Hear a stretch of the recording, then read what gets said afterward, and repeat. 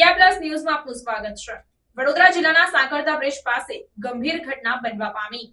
પ્રાપ્ત માહિતી અનુસાર વડોદરા જિલ્લાના સાંકળતા બ્રિજ પાસે બની ગંભીર ઘટના। ટેન્કરમાંથી એમોનિયા ગેસ લીકેજ થયો હોવાની માહિતી હાલ સપાટી પર આવી છે।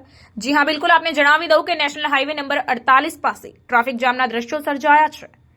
સાથે જ ઘટના સ્થળ પર ફાયર ટીમ તૈનાત છે અને સતત પાણીનો મારો ચલાવવામાં આવ્યો। સદભાગે કોઈ જાનહાનિના સમાચાર હાલ પ્રાપ્ત થયા નથી અને ફાયર ટીમ દ્વારા મેજર કોલ જાહેર કરાયો છે। પાણીના 11 બંબા દ્વારા એમોનિયા ગેસ પર કાબુ મેળવવામાં આવ્યો। આ સાથે જ નંદેસરી પોલીસ અને વડોદરા પોલીસ ઘટના સ્થળે કાર્યરત જોવા મળી। Reporter Dhavalsinh Solanki, India plus news, Vadodara. Ammonia gas का बुलेट है जो 20 KL का है कुछ, और दीपक नाइट्रेट तो उनको यहाँ पे उनकी टीम को भी यहाँ पे बुलाया। हमारी टोटल 7 टीम यहाँ फायर फाइटिंग कर रही है और अभी उसको कंट्रोल और इसका डाइल्यूट कैसे करना है उसकी कामगिरी चल रही है। किस तरह की दिक्कत हुई?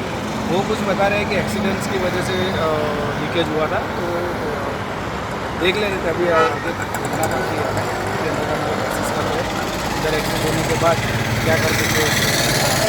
किस तरह की दिक्कत है आपको हाल? दिक्कत ब्रीदिंग और आइस बर्न का प्रॉब्लम आ रहा है और मुझे नहीं सभी को आ रहा है। वो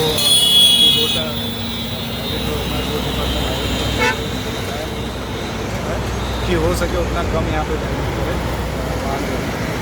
आपका नाम? मेरा नाम Nipun Jaja, incharge chief fire officer, Vadodara fire.